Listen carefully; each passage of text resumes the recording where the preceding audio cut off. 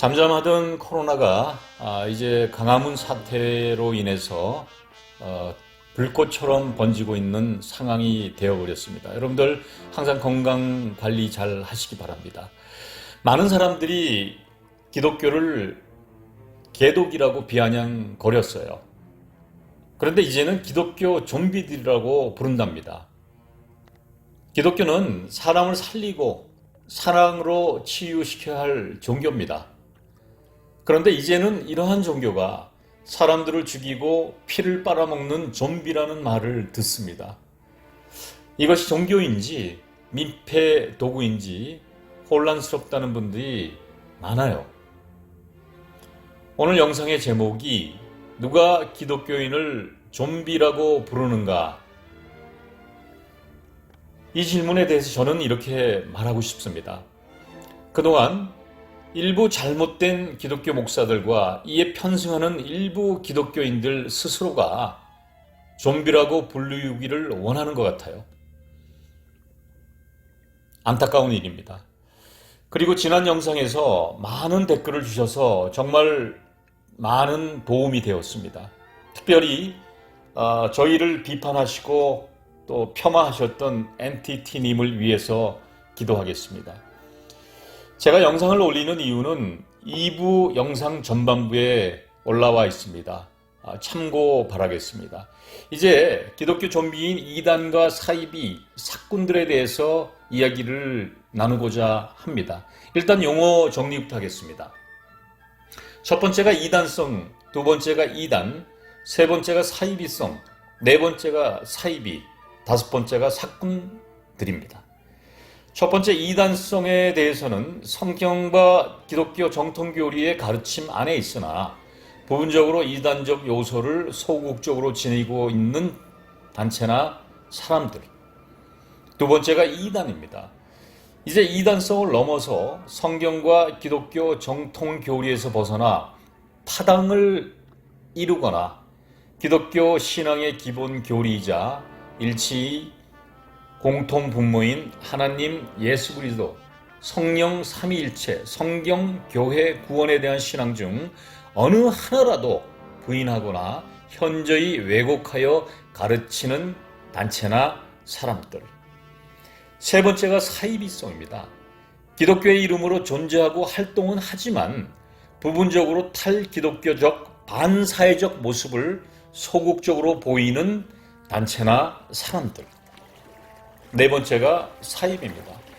해석의 차이나 견해의 차이는 일부 있을 수 있습니다. 기독교를 배경으로 하여 기독교의 이름으로 존재하고 활동하지만 탈기독교 반사회적인 단체나 사람들. 다섯 번째가 사꾼 목사들은 그냥 월급쟁이에요. 이 단계가 지나면 자기가 스스로 CEO가 되는 것입니다.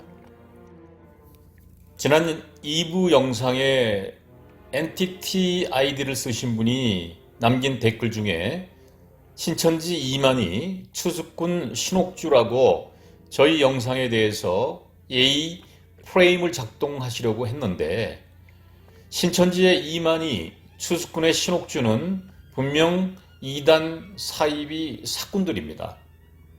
그런데 말입니다.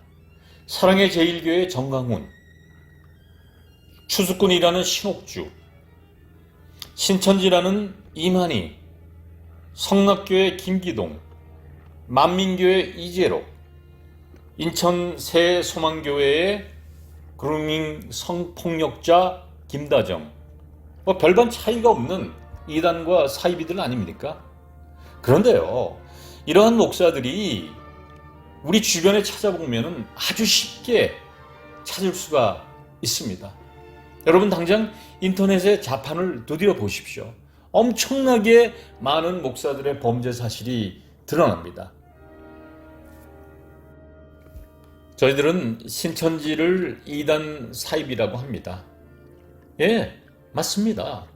신천지는 하나님의 존귀하신 사상을 제대로 이해하지 못할 뿐만 아니라 이만희가 신적 영역에 도전한 것입니다. 지난번 신천지 교인들의 명단을 접하고 많은 분들은 깊은 탄식을 하였을 것입니다. 신천지 교인들의 평균 연령이 30대 중반이에요. 이듬해에서 의식이 있는 분들은 깊은 탄식을 하였다는 것입니다. 왜냐하면 기독교 교인의 평균 연령이 50대 중반이라는 것을 상기해야 합니다. 결론은 기존 기독교의 병폐가 젊은이들을 교회로부터 떠나게 하였고, 신천지는 이렇게 낙심하고 상처받은 젊은 세대를 포섭하였던 것입니다. 반성해야 됩니다. 여러분, 젊은 층이 목사라는 직업에 대해서 상당히 비판적인 시각을 견지하고 있다는 것입니다. 젊은이들 다수가 머릿속에 그려지는 목사들의 모습은 첫 번째, 가까이 하고 싶지 않은 사람. 두 번째, 부자연스러운 사람. 세 번째, 이중성격자. 네 번째, 가벼운 사람. 말과 행동이 다른 사람. 권위적이지 않아도 될 일들을 목에 힘주는 사람. 자기 세계에 갇혀있는 사람 등등 부정적인 생각이 많았습니다. 그리고 부정적 직업군 1위가 목사, 2위가 국회의원. 국회의원들 행복하시죠? 3위가 검찰, 경찰 공무원들이었습니다. 종교직만 따져보면은 천주교, 신부, 불교 스님, 그리고 당연히 꼴등은 목사직입니다. 이러한 종교 병리 현상의 원인이 젊은이들을 사지로 내몰고 사회와 국가를 병들게 하는 것입니다. 이 중심에 잣같고 돼지같이 탐욕스러운 사꾼, 사이비, 이단 목사들이 있는 것입니다. 그리고 방송 등에 출연해서 대중을 상대로 웃음을 파는 코미디언 목사들도 이 범주에 들 것입니다. 이러한 이단과 사이비성과 또 사꾼 목사들을 우상처럼 따르는 기독교인들은 자식들을 생각해서라도 정상적인 신앙생활 하기를 진심으로 권면합니다. 요한복음에 보면 이렇게 기록이 되어 있습니다. 나는 선한 목자라. 선한 목자는 양들을 위하여 목숨을 버리거니와 사꾼은 목자도 아니요 양도 재앙이 아니라 이리가 오는 것을 보면 양을 버리고 달아나니 이리가 양을 물고 또 해치느니라. 작년, 그러니까 2019년도에 이런 일이 있었어요. 우리가 잘 알고 있는 원로죠. 기독교 교회 원로이신 손봉호 교수라는 분이 있습니다. 이분이 정광훈 씨가 정말 그 대형 사고를 자꾸 치니까 손봉호 교수가 개인의 자격으로 기독교 교회에 대해서 그 사과 메시지를 발표했던 적이 있었습니다. 그런데 이 메시지를 발표하자마자 정광훈을 포함한 대형교회 목사들 역시 마찬가지였고요. 이상한 목사들이 손봉호 교수에게 좌파 기독교인이라고 맹비난을 쏟기 시작했어요. 기독교의 좌파, 우파가 어디 있습니까? 오로지 예수님만이 존재하는 것이 아닌가요? 이런 돼지 같은 것들이 목사라고 목에 힘주고 다니는 것입니다.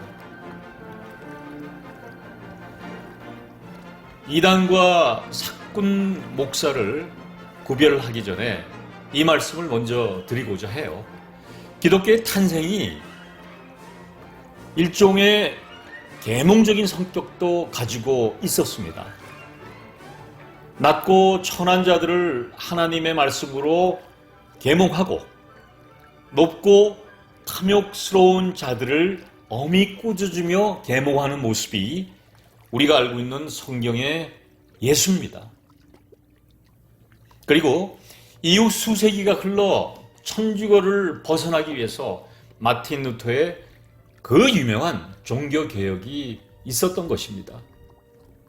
개혁을요, 영어로 하면은 리폼이라고 얘기를 하지 않습니까? 낡은 것을, 부정한 것을 새롭게 고치고 나아가자는 것입니다. 미래의 지향적인 것이에요.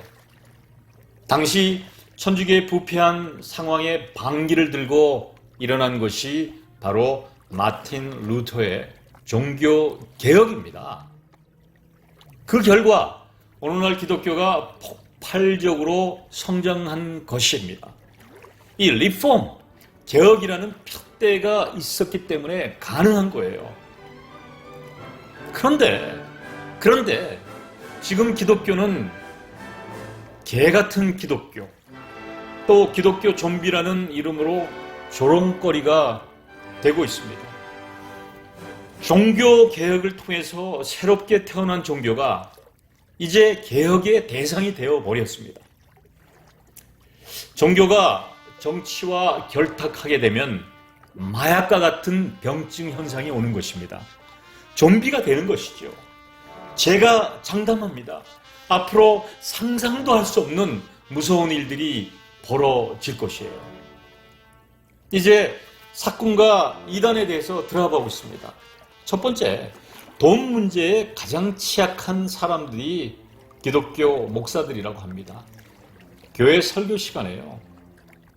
재물에 대한 설교의 비중이 높은 교회들의 특징이 대부분의 목사들의 횡령과 비리가 들어갑니다.